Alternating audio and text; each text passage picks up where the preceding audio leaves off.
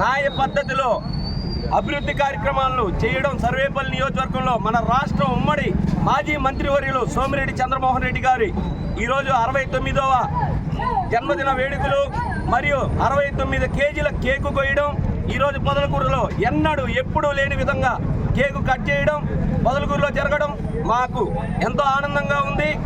ఇట్లాంటి వేడుకలు ఆయన 100 ఏళ్ళు 100 ఏళ్ళు చేసుకోవాలని మనస్ఫూర్తిగా కోరుకుంటూ వర్ధిల్లాలి సోమిరెడ్డి గారి నాయకత్వం, వర్ధిల్లాలి సోమిరెడ్డి గారి నాయకత్వం.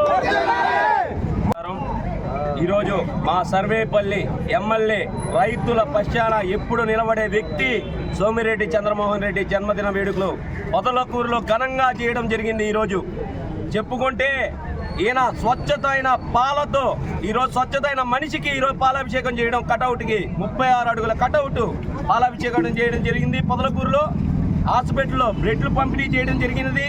అన్నదానం. నమస్కారం.